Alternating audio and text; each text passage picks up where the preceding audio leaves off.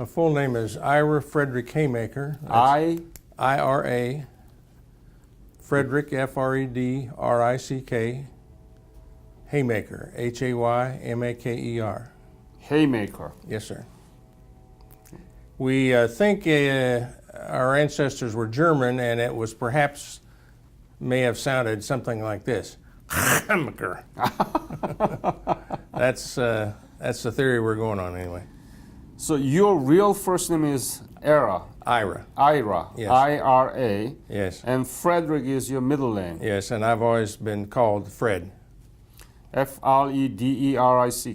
Yes. Yep. When were you born? I was born September 18th, 1942 in Indianapolis, Indiana. And tell me about your family when you were growing up. When I was, my earliest years were during World War II. My dad was in the FBI. He was a special agent for the FBI. And we lived in several different places, including one place that was a little unusual. It was a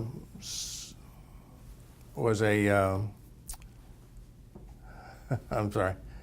It was I guess what you'd call a motel nowadays, but they were called motor courts, I think, back then. But anyway, the buildings were in the shape of teepees, the Indian style teepee. Anyway, we lived in Alabama there. But after the war, my parents settled in Franklin, Indiana, which is where my great-grandfather lived.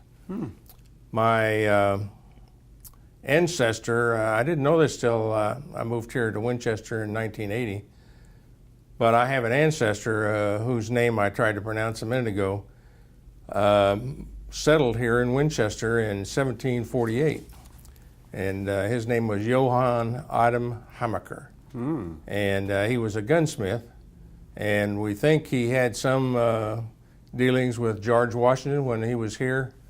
As a young man, George Washington was here as a surveyor, and then later he was also here during the French and Indian War. So our family, there's more Haymakers here in this town than in my hometown in Indiana.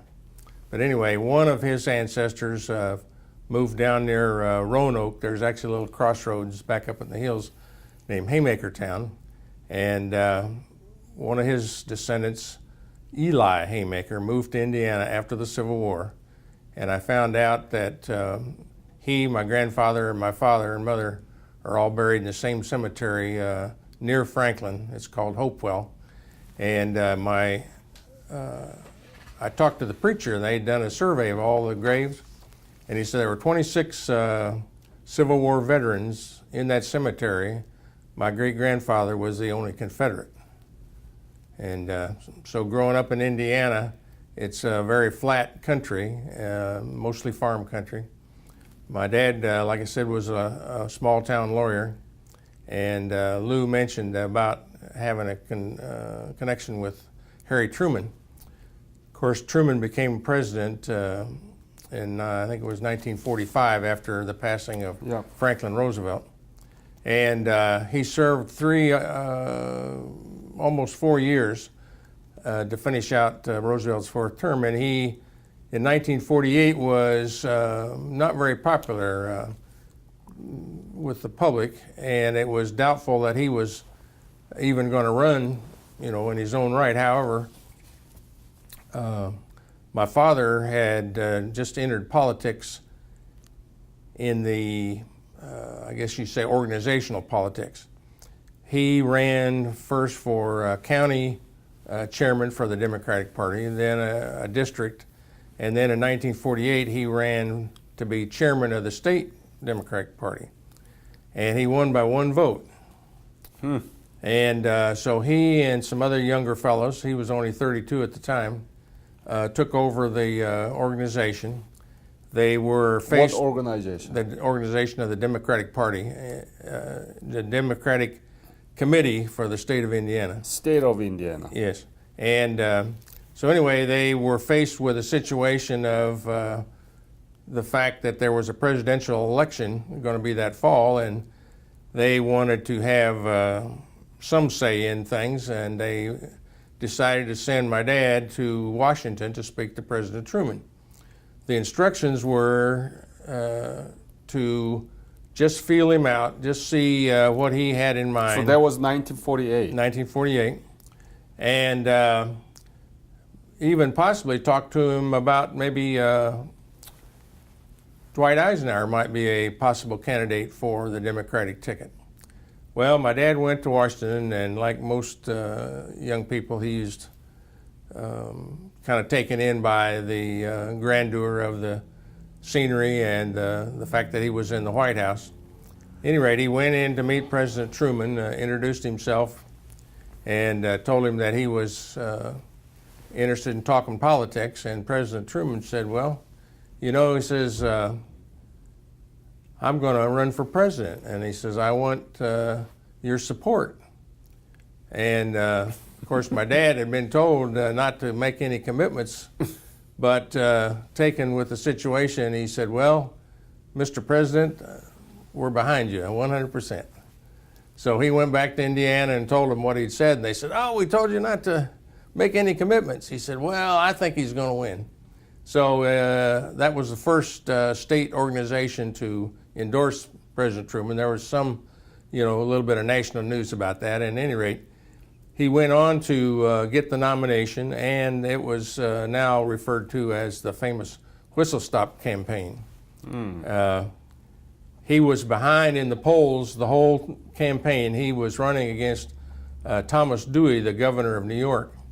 And Dewey was so far ahead, he was told just to take it easy and not say too much, don't make too many mistakes.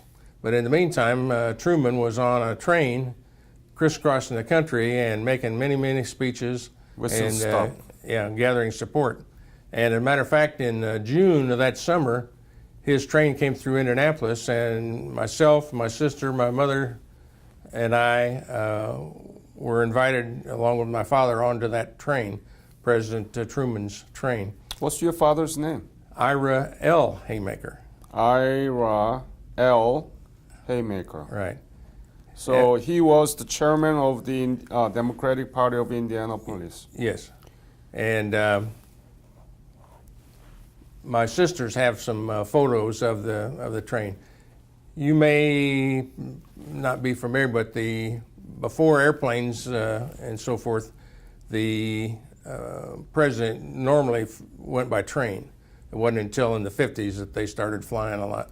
But anyway, the name of the train car was known as the Ferdinand Magellan. Of course, that's the name of the famous explorer from the 1500s, I think. But anyway, it was at the time it was a famous, had belonged to or been used by the presidents. In other words, it would be like in the day what is now Air Force One.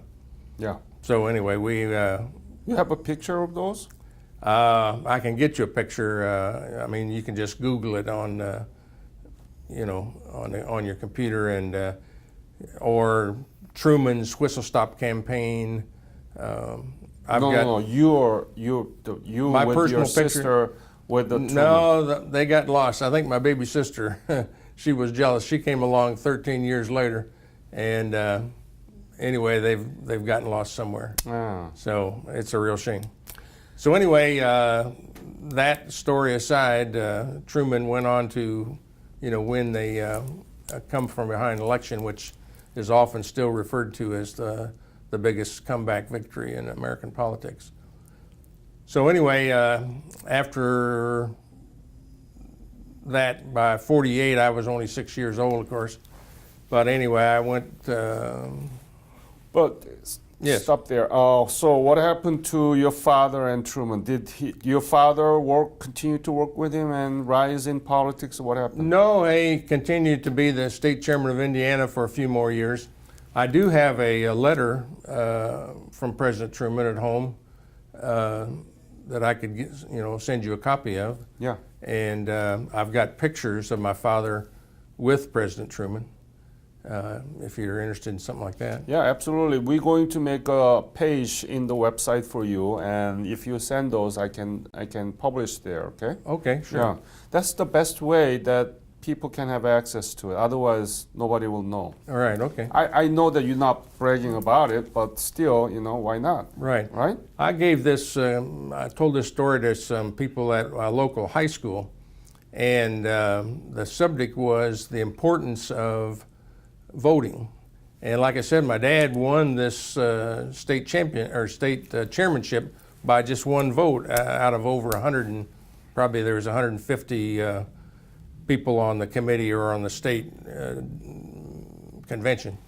So if the old guy that was there before, he wouldn't have gone to Washington. He wouldn't have endorsed Truman. Now, whether maybe Truman would still have been elected, who knows?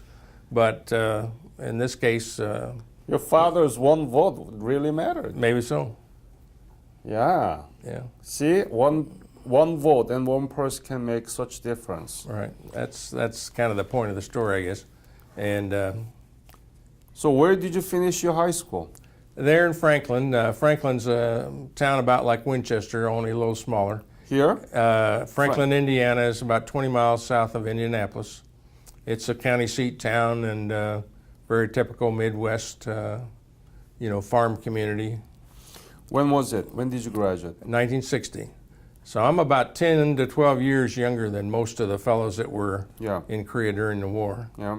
About 10 years. Yeah. And what did you do after the graduation? I went to college at a university called DePauw, capital D-E, capital P-A-U-W, also in Indiana. P-A-U-W? DePauw. Oh, There's a DePaul Yeah, I in know. Chicago that you may be familiar with, but this is a small liberal arts college university. what was your major? Political science and history. Me too. Oh, okay. So in let's see, 1963, the draft board. I got my notice from the draft board, and so my friend and I went to see an Army recruiter about getting, a good job. We knew we were going to get drafted, so we thought, well, maybe we can get a better job than just to being an infantryman. So we actually signed up to go to Europe and be personnel clerks. But when we got to basic training, we both qualified for officer school, for OCS. Now, my friend was raised in an orphanage. He was an orphan.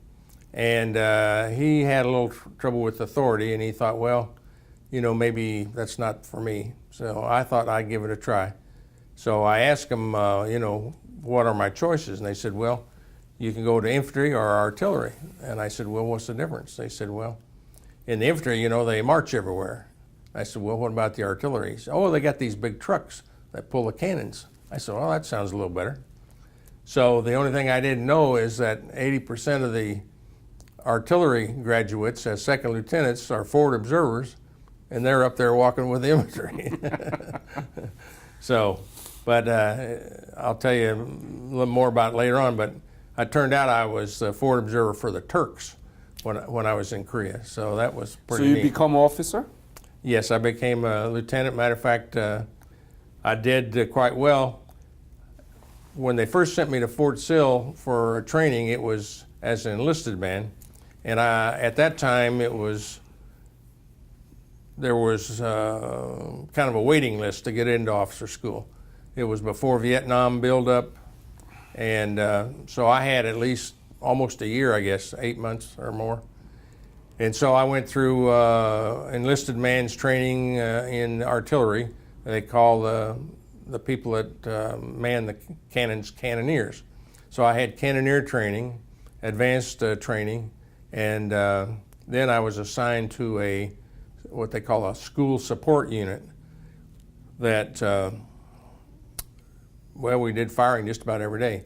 And I was assigned to Fire Direction Center. So I had significant training in artillery before I was finally admitted into officer school. And because of all that experience that I had, I was able to do quite well in my studies. I was a distinguished graduate and actually was offered a regular Army commission.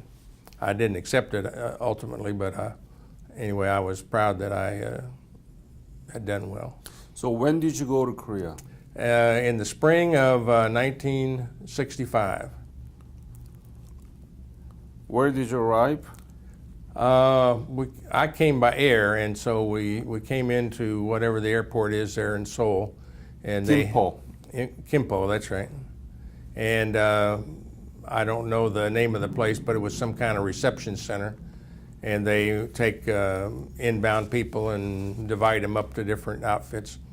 When I was there, the American division was the 1st Cav. And so I was sent to the 1st Cav. I'm going to take out some notes here and to tell you the unit. I get them mixed up because about 4 months later, the division was changed from the 1st Cav to the 2nd Division. Okay, my outfit was the 1st Battalion of the 77th Artillery. 77? 1st of the 77th. Artillery. Yeah, it was a 105 millimeter howitzers in direct support of the DMZ. So you joined the 2nd Division, right?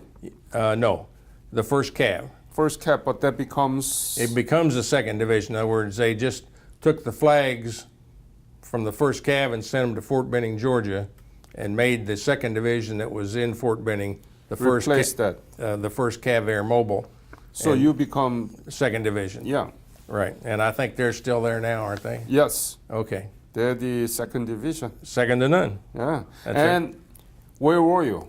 Well, the name of our battalion then became the, let's see, 2nd of the 17th, I think it was.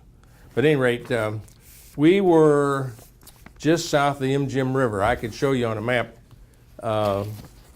They called that area the Artillery Valley. A little further south, there were some 155 units, and we were just under a large mountain they called Charlie Block. And when we'd have an alert or some training exercises, like I said, I'd go meet up with the Turks. Mm-hmm. I was their forward observer, and our built-in position was an area called the Fish Hook. We overlooked Yeah, I know that. Libby Bridge. Okay. Yeah. And so as I would, of course, I'd leave the battalion. The firing battery stayed right where they were. And I lived in the compound, you know, where our unit was. It was called Camp Sabre. And I was also the motor pool officer and training officer, and you know, had duties there when we were not on alert and so forth. So you become 1st Lieutenant? 2nd Lieutenant when I was in Korea. I made 1st Lieutenant after I got back to the States. Mm-hmm.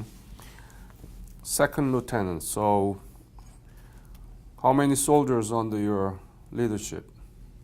Well, let's see. I'd say 42.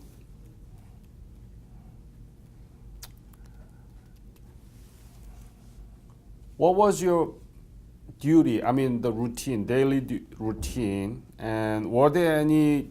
In 1965, that was after the North Korean guerrillas attacked the Blue House.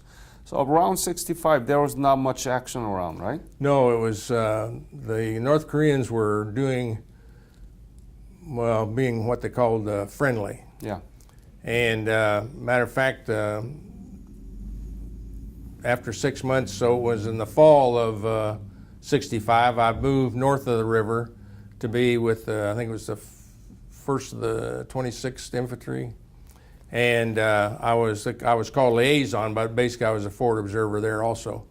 And I went on many patrols with the infantry up there. Matter of fact, I went on patrols right on the MDL and encountered North Koreans, you know, closer than we are now. Mm-hmm. They all had on Class A uniforms. no apparent weapons. They all spoke good English. You mean Panmunjom? The MDL, MDL, yeah. the military demarcation line. So right in the middle of the DMZ is the actual separation, and there's a safe lanes, and both sides can go in and have access to the. It's really just a path. Yeah, point. So we went in. We were looking for a certain, checking out a certain thing. From some angles, there was it looked like something maybe had been built, but it was actually, it turned out to be just the way the grass had grown up, and it looked like some kind of a structure, but it wasn't. But anyway, that was our mission that day, was just to get as close as we could to this possible structure, and we just came across them. They were going east and we were going west, and they started talking to us. They wanted to trade cigarettes. They wanted to trade hats. They just wanted to talk to us in general. They told us that they liked Americans. They just didn't like the American government. North Korea was a good place. North Korean people were good people. Propaganda. Well, I think so. We were told just not to engage with them and just to keep on moving, basically, is what we did. But I did get some pictures of them. After we'd left the MDL and walked out the safe lane about probably 100 yards, I had a telephoto lens on my camera, and I turned around and took a few pictures of them. Do you have those pictures with you? Not on me. I can send Yeah. Do copies. you know how to digitize it? I can get somebody to help me. Or just either digitized or just send it to me, please, because it's important. Okay. The main interviewees have been Korean War veterans. Right. They have a picture of Korea in 1950s. Right. You are unique because you were in there in 1965. That's when we just began to develop our nation. Yes. So the pictures that you have in 1960 or 1965 of Korea, that gives us the comparison and contrast. Okay. And right now, do you understand? Okay. Yeah. I've got some pictures I took in Seoul, some of the local village, some when we were on, military maneuvers. All of it. Okay, I'll sort through those and get them to you. Yeah. Now, since there was a peacetime and not much action around the DMZ area, that's what I know. Correct me if I'm wrong. Yes. You can introduce episode later about anything that you remember while you're serving there. You were highly educated, and your major was political science and history. Did you know anything about Korea when you were in either college or in high school? Next to nothing. Not even in the college? I knew where Korea was. I knew the war had been fought. Matter of fact, I could say I know more than next to nothing. When I was about 10 years old, when the war was on, there was a program on television. We just had gotten a television in the early 50s, and there was a program called The Big Picture. And it was all on film, of course, and it was, I don't know how long it took to get from Korea back to the States and be broadcast. But they had news reports and, in a way, documentary type coverage of the war. What was it? As I remember, it was called The Big Picture. It was made by, I think, the Department of Defense as a, made to be broadcast to civilian audiences as, this is what's going on in Korea type thing. Just about Korea, not other country. That's right. This particular program, of course, it was right during the war. And I would love to have that. I'm not sure. Let me text it. But please tell me about it. Well, as I recall, there was an announcer, that would come on and he would explain they were going to be talking about this battle or that battle, and over the last few weeks, we've been able to advance. As far as any of the specifics, I probably not remember them directly. Of course, I have a lot more knowledge of the war now, having served there, having been in the Korean veterans and exposed to a lot of the information. But as a child, I do remember being fascinated by this presentation. I had no idea that 10 years later I was going to be in Korea in the Army, but it was very impressive. So what did you see there? What did you saw? Well, they had pictures of men in combat. A lot of times they would show artillery pieces firing. As they were explaining, they would say things like, let's just say the 1st Cav Division advanced along this sector, and they were able to capture so many people. Or was that about the war or after the war? No, it was during the war, and they, certain units of the 1st Cav were able to capture a certain town or certain objectives. It was a documentary type, newsreel type program, and it was on. I don't know if it was once a week, but I remember it was in the TV. It came over the television. Yeah. I would love to research about it. Thank you for information. Yeah. Otherwise, you didn't know anything about Korea. That's true. College graduate of the United States didn't know anything about Korea. That was the reality. It is the reality about Korea. That's true. Korea was not main focus at all. Right. When I was about to graduate from officer school, I had originally, wanted to go to Europe when I enlisted. Right. And near the end of your training in officer school, they give you, they call it a wish list, 1st, 2nd, 3rd choice where you want to go. So I put down Germany, Germany, Germany. And of course, when I got my orders, it said Korea, Korea, Korea.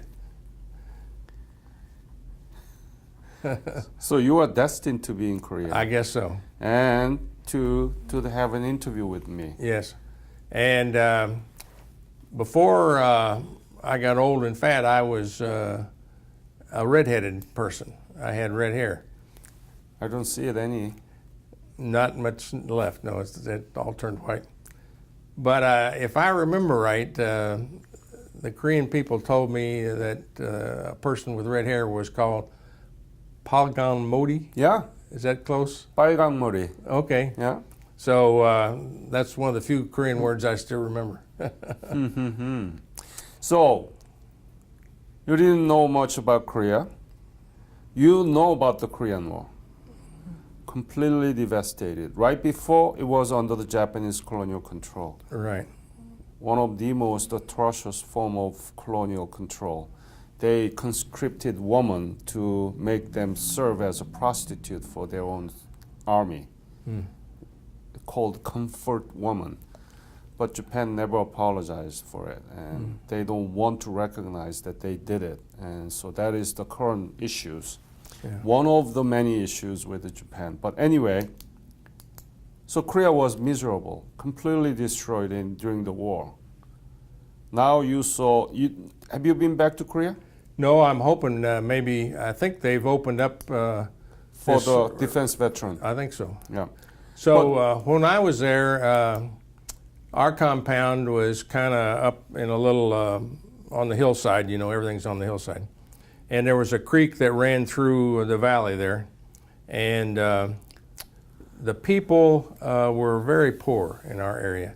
You'd see little girls washing clothes in the creek, and geez, your heart would just go out to them. And we'd see on Sunday, a couple of friends and I would climb the mountain that was up behind us, Charlie Block, and we'd see these old men with the A-frames gathering twigs and anything that would burn. There were no trees. The Japanese had taken them all. And they were just poor. And Matter of fact, one time, we were up at the firing range, and in the artillery at that time, it may be a little bit different now, but to determine how far you're going to shoot the projectile, there's different numbers of bags of powder that are in the canister, and you often don't use all 7 of the bags, so some of them are taken out so you don't shoot as far. And at the end of the training, those bags of powder are put in a trench and lit a fire, and they burn up. Well, where the guns were was not, of course, the impact area, but there was a farmer tending his fields near where we were, and he saw what we were about to do. And he came over and was trying to explain to us, don't do this, don't do this. And we didn't understand what he was saying at first, but he was afraid that the fire would catch his crops on fire. And really, they just looked like weeds to us, but we didn't know.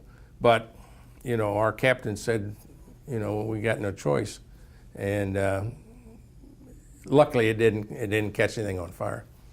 But that brings to mind another story talking about how poor things were. Part of that exercise was night firing. And the impact area was, basically restricted area, because we'll shoot out there and the shells explode. Well, anyway, we started in late afternoon. We, would adjust rounds as practice as forward observers. We'd give coordinates to tell them, and then they'd shoot one round out there, and we'd say drop 5,000 or 500 yards or to the left or right and so forth to adjust the fire. Well, we had a break for meal. We came back after it was dark, and we started back up, and we had a lull in the exercise, and I looked out there and I saw all these little dots of light, and I'm thinking, what is going on? And so I asked one of the other guys that had been there a while, and I said, am I seeing, what are those? He said, they're flashlights. I said, who's out there with flashlights? He said, well, the Koreans. He says, they are so hard up, they are getting that scrap metal, and they're risking their lives. He said, we give them a little warning that we're going to resume, I said, well, they can't get out of that whole area. He says, well, they got bunkers they got down and they built, but he says they want to be the first ones to get that. Shell, you mean? The shell, Oh, yeah, that sells a lot. So I said, man, that just tells you how rough things are when somebody risks their life for scrap metal, Today I did interview another one, Korea defense veteran, and I think it was Dick. And he was there in Korea 74. Seoul was completely modernized. He said that it was better than New York City. Now you are telling me 65, 10 years before that, and still very poor. Yes, of course, the closer you got back down to Seoul, I think things were a little better. But I can tell you a story about my experience with Seoul. Another fellow and I got there at the same time. We were both second lieutenants. He was from Louisiana, and his nickname was Swampy, Howard Melton. So anyway, we get a pass to go to Seoul, and we go down there, and we don't know anybody. We start out at the USO club, and we're just looking around, and we hear that there's, this is a kind of a place to go and look at things and do whatever. So we just start walking down the street, and this Korean man comes up to us and starts talking to us in English. And he says, my name's Kim. Do you mind if I walk with you and talk? He says, I'd like to practice my English. I'm trying to get a job with the U.S. government, and I got to be able to be well-spoken. And we said, sure, no problem. And he said, of course, we had on our uniforms, and we had our first CAV stickers. He knew where we were from, He knew we didn't know our way around Seoul. And he said, if there's any place you want to see or sightsee, so forth, he says, I've got I got time. I've been glad to show you around. So he took us to this park there were some young ladies. They looked like high school or college girls. And he called them over and introduced us, and we took our pictures with him and everything. And he was just very pleasant and so forth. And he asked us if we had heard about the certain, I guess you'd call it a shopping center, famous place where they had lots of different things. And we said, yeah, I think we heard of that. And he said, well, he says, that's something you got to see. So we got in that taxi and we went over there. And he took us in and showed us. And I've got pictures of bolt after bolt after bolt of silk cloth, you know, stacked up in these different Bolt? bolts, I think they call them, of cloth. Cloth, okay. Yeah. Silk cloth. And just anything you want, you know. And so we were looking, we were trying to decide what to get. We were going to get something for our mothers, you know. So we would say, well, what about that? And he talked to the vendor, and the vendor would tell him something. And he'd say, oh, no, they're asking too much money. They see you're Americans, and the price goes way up, you know. And so we did quite a bit of looking around and everything. Finally, he said, I tell you what. He says, my mother's got a little kind of like convenience store across the street. Why don't we take a break, go over there and get a Coke or something to drink, you know. We said, okay. So we walked over there. There was this older lady, and he introduced us and so forth. And he said, tell you what I can do. He said, now you, Howard, you were looking at such and such. That kind of looked like the thing you were going to. He says, if I go back there and you guys aren't with me, he says, I can get that for 10% of what they were asking you guys. And he said, I'd be glad to do that for you if you want. So, and he zeroed in on something that I was looking at. And we said, well, how much do you think? He says, well, probably $20, you know, would buy them. And he says, you probably have some change left over. And he says, okay, well, I'll be right back. So he leaves and heads back across the street. So we're drinking our Coca-Cola, and after a while, we're looking at our watch. So then we try to start talking to his mother, you know, ask him, you know, he probably should be back by now, don't you think? And Oh, boy. she says, you know, don't speak English. So we walk out onto the street and we try to find somebody who speaks a little English. And we finally find somebody, and we ask the stranger to ask his mother, you know, about Mr. Kim. And of course she says, I don't know Mr. Kim, he's not my son. And then the light went off, you know. Oh boy, you were cheated. Well, we were conned, but $20 was quite a bit of money, you know, back then. But, and we made a pact not to tell anybody, you know, in our outfit. But I know he's told that story 100 times, and I've told it a lot. It was worth $20 to, and I've got pictures of Mr. Kim. So do you want to tell me? No, I think I pretty well covered it. Are we? Yes.